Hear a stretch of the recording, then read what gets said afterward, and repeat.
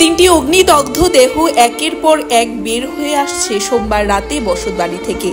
দেহে প্রাণের সঞ্চার থাকলেও বাঁচার জন্য আর্তনাদ। চিকিৎসার জন্য হাসপাতালে নিয়ে গেলেও চিকিৎসাধীন অবস্থায় মঙ্গলবার সকালে মৃত্যু হয় অগ্নিদগ্ধা ৪৮ বছরের এক মহিলার। এই মহিলা সন্তোষ সরকারের স্ত্রী, নাম টুলু রানী সরকার। মর্মান্তিক লোমহর্ষক ঘটনার সাক্ষী থাকল বিলোনিয়া মহকুমাধীন রাজনগর পিয়ার বাড়ি থানার অন্তর্গত দক্ষিণ কাশারি এলাকাবাসীরা। সোমবার রাত তখন 10টা। আগুনে লেলিহান শিখা দক্ষিণ কাশারি এলাকার সন্তোষ সরকারের বসত ঘরে।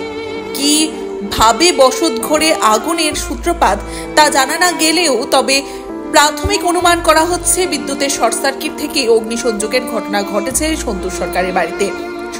এলাকার পাড়ায় প্রতিবেশীরা আগুন দেখে খবর দেয় রাজনগর ও বিলোনিয়া অগ্নি নির্বাপক দফতরে। খবর পেয়ে ঘটনাস্থলে ছুটে যায় অগ্নি নির্বাপক দফতরে দুটি ইঞ্জিন। দপ্তরের কর্মী থেকে শুরু করে এলাকাবাসীদের তৎপরতায় আগুন নিয়ন্ত্রণে আনলেও বসত ঘর পুড়ে ছাই হয়ে যায়।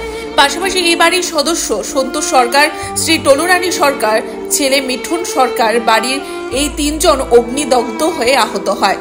আহতদের প্রথমে বরপাথরি প্রাথমিক স্বাস্থ্য কেন্দ্রে নিয়ে যাওয়ার পর কর্তব্যরত চিকিৎসক সেখান থেকে শান্তির বাজার জেলা হাসপাতালে স্থানান্তরিত করে দেন আহতদের।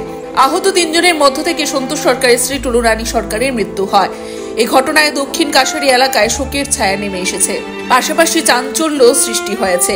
এ ঘটনার পর স্থানীয় বাসিন্দারা ক্ষোভ প্রকাশ করেছেন এবং ক্ষতিগ্রস্ত পরিবারকে সহায়তা দেওয়ার জন্য প্রশাসনের দৃষ্টি আকর্ষণ করেছেন। আগুনের সূত্রপাত কিভাবে হয়েছে, প্রকৃত কারণ খতিয়ে দেখতে পুলিশ তদন্ত শুরু করেছে। Bureau report, Tripura news 8।